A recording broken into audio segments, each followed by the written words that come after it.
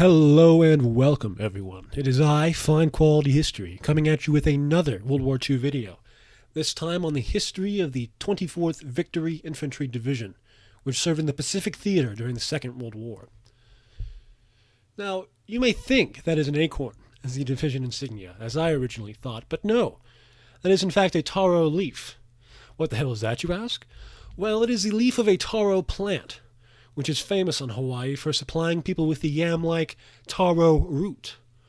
Why would that be something you nickname a trained fighting force after and not anything else Hawaii is known for, like sharks? Well, I don't know, but they went with it.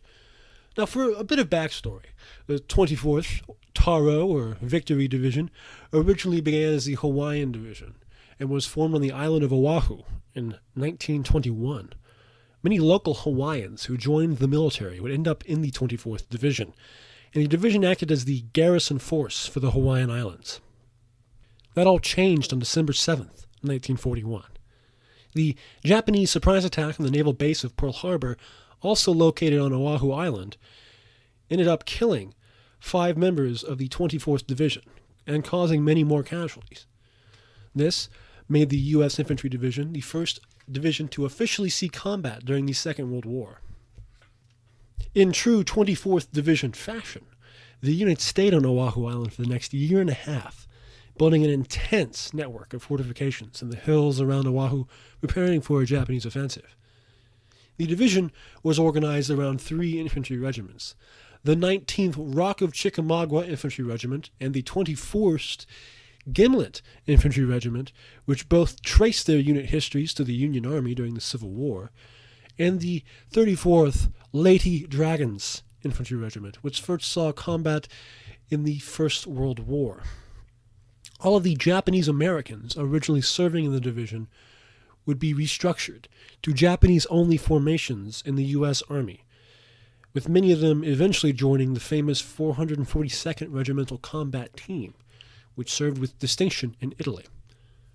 Anyways, by mid-1943, it was obvious that an attack would never materialize on the island of Hawaii, so the division moved to Australia for intensive combat training, and it would train until April of 1944, when it was, along with the 41st Sunsetter Division, assigned to Operation Reckless, in which it would land in New Guinea to liberate Hollandia from Japanese control.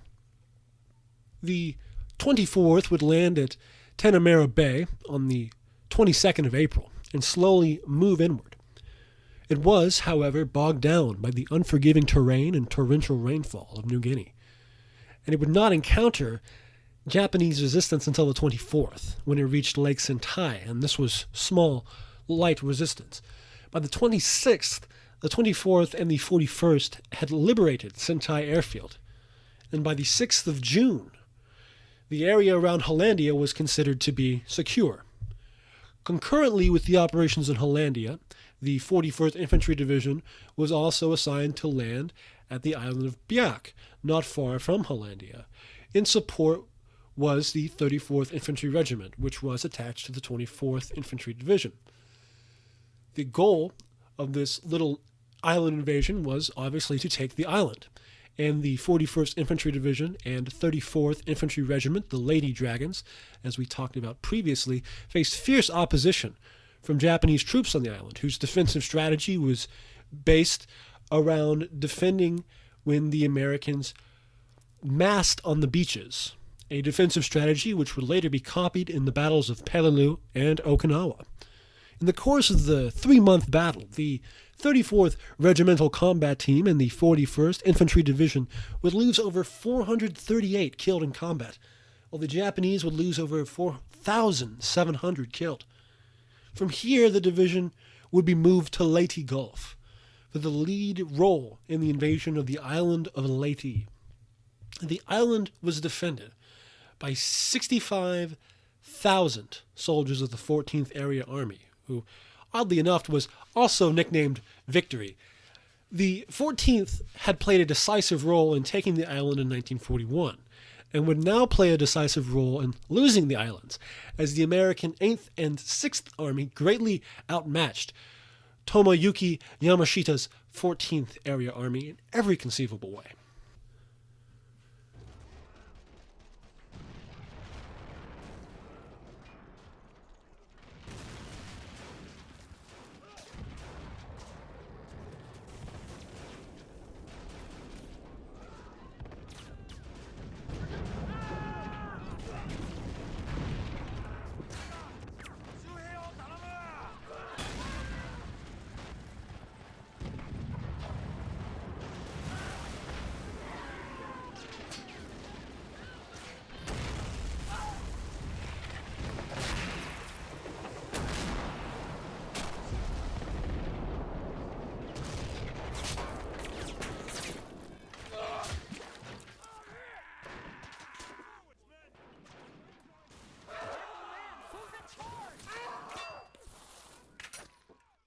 On the 20th of October, 1944, the 20th Division landed on Red Beach with the goal of taking the town of Palo and Hill 522, both of which were around a mile inland. By 1 p.m., the division had cleared the beach, allowing for MacArthur to come ashore. The surrounding hills encased a network of defensive tunnels forcibly built by the local inhabitants of the island for use by Japanese forces. This made taking Hills Charlie and Baker further inland, as well as Hill 522, nightmarish. Indeed, even after the hills were declared secure, Japanese soldiers would still emerge for days and attack rear echelon American troops. By the 21st of October, Hill 522 and Palo were in American hands, and by the 24th of October, Hills Charlie and Baker, themselves a collection of many smaller hills and ridgeline defenses, had also fallen to the Americans, despite stiff resistance from the Japanese 16th Division, the former conquerors of Bataan in 1942. By nightfall on the 24th of October, 2,000 Japanese soldiers lay dead across the 2-mile stretch between Red Beach and Hill Charlie, to the cost of 638 casualties of the 19th and 34th Infantry Regiments of the 24th Division.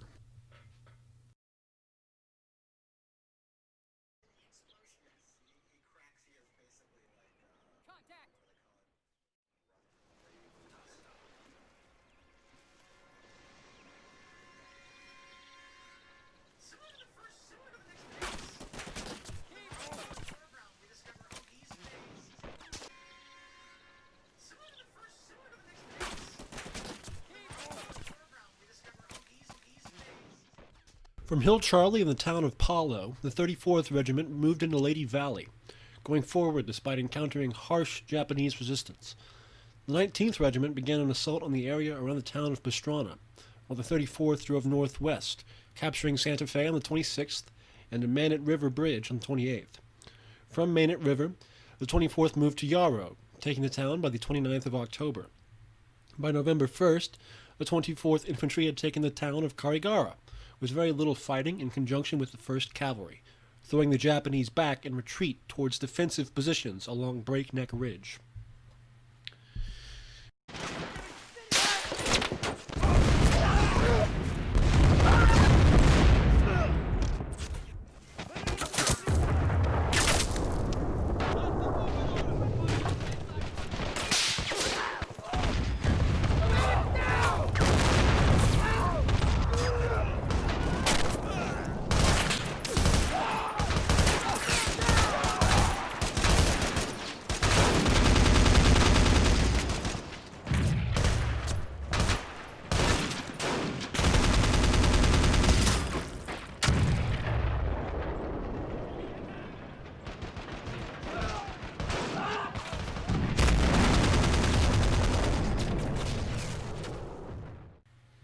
The 21st Infantry Regiment was to lead the assault on Breakneck Ridge, with the 34th and 19th in support.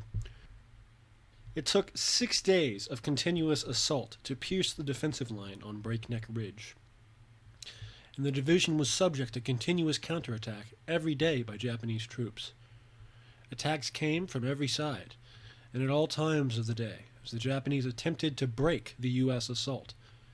The final attack was mounted on the 11th of November by the 21st Infantry Regiment, who fought the Japanese on a 5-mile wide and 2-mile deep front along the ridge.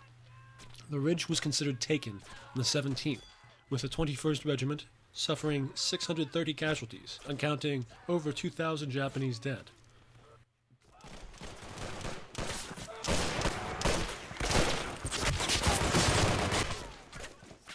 Two battalions of the 24th Infantry Division remained behind enemy lines as the 21st Regiment were relieved of their defensive positions, codenamed Doughboy White and Dragon Red. Doughboy White, 2nd Battalion of the 19th Regiment, was sent deep into the jungle on the 10th of November to set up a blockade preventing Japanese reinforcements.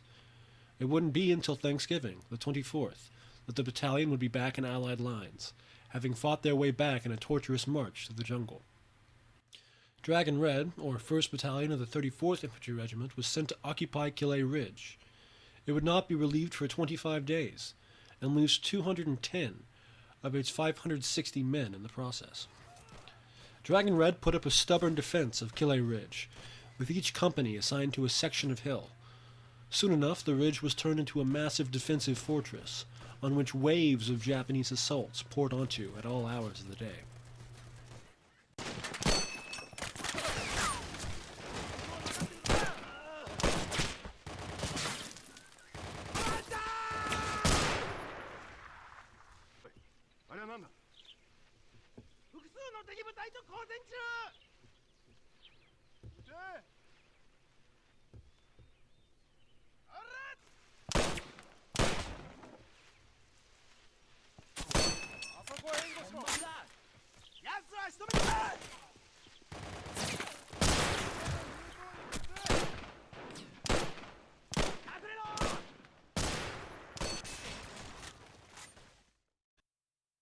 The battalion was relieved on the 1st of December and arrived back in friendly lines on the 4th.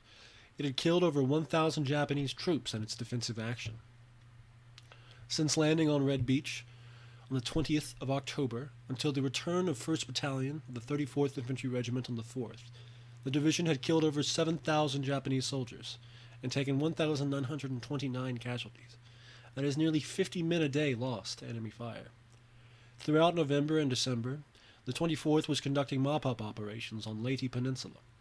Soldiers would engage in long-distance combat patrols to find and destroy tiny enclaves of Japanese soldiers hiding in the jungle. Command positions and key strongpoints were constantly attacked by places previously thought secure by Allied forces. As fighting went on in Leyte, the American rule of no movement at night was abandoned. Native scouts who were experts in the terrain would lead small patrols of Americans on nighttime raids. This new tactic was incredibly effective, as scores of Japanese soldiers were killed to only minimal American casualties.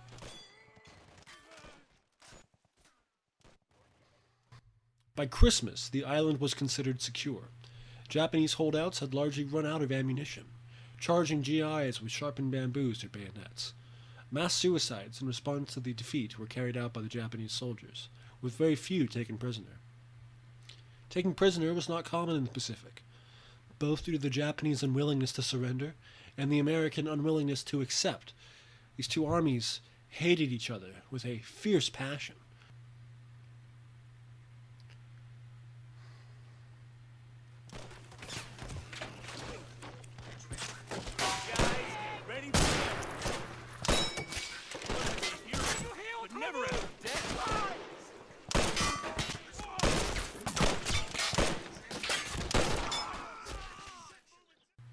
From Leyte, the division assaulted the island of Mindoro, not to be confused with Mindanao.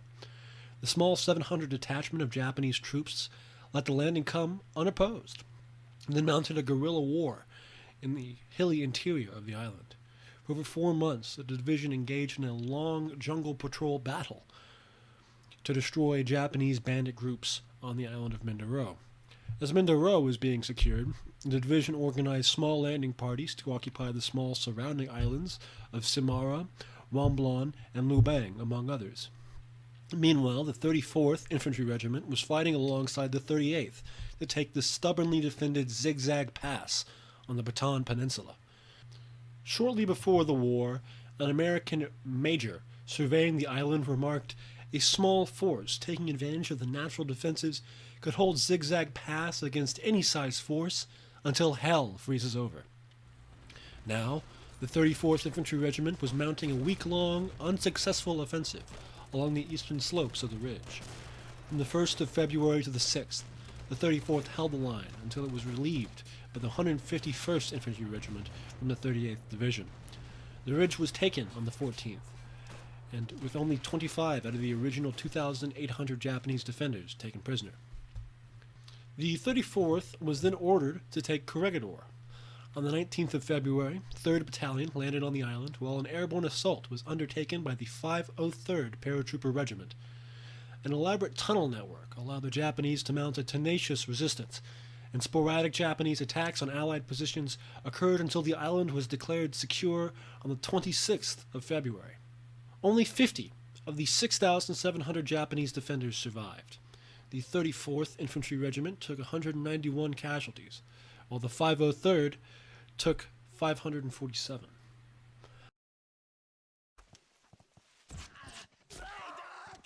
I'm hit! I'm bleeding real bad! Overground, man!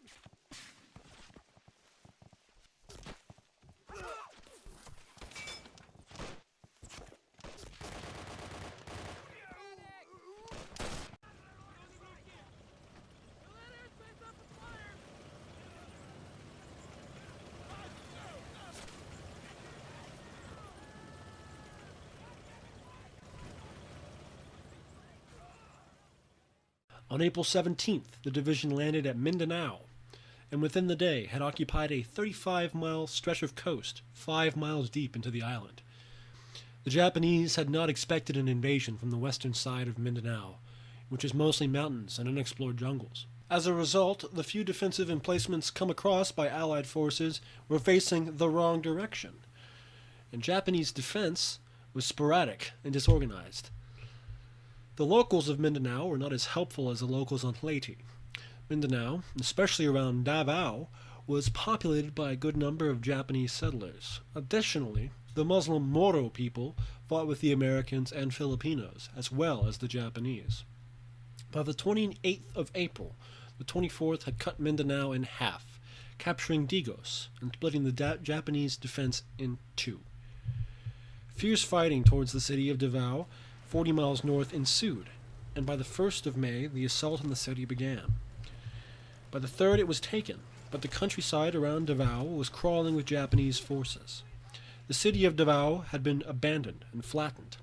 The city of 90,000 now had mere hundreds living within the bombed-out walls and ruined buildings.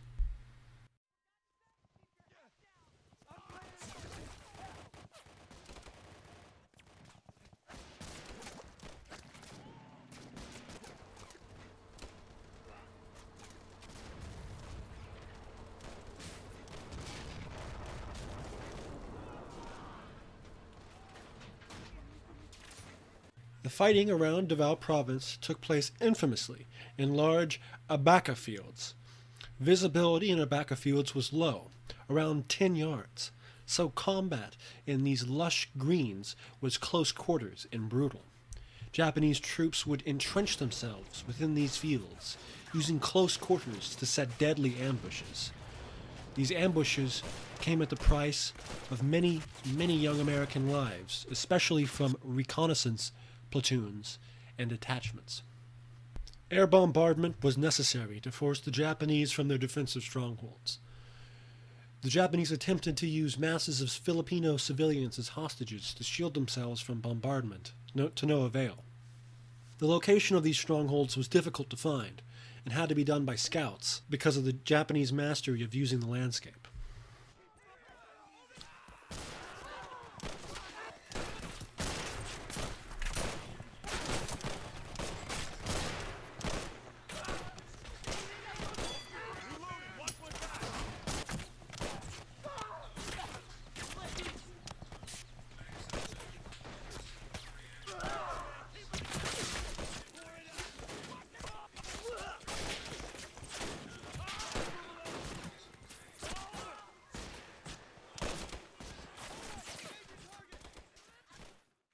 Every night, Japanese infiltration groups would enter American camps.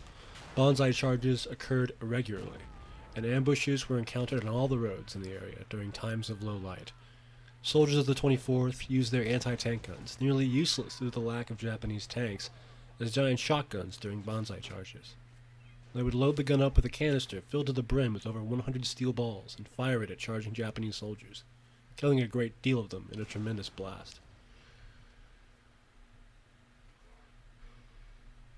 In the final campaign, through months of torrential rainfall, ambushes, banzai charges, nighttime assaults, and so on, the 24th Infantry Division would incur 2,700 casualties and kill over 10,000 Japanese soldiers.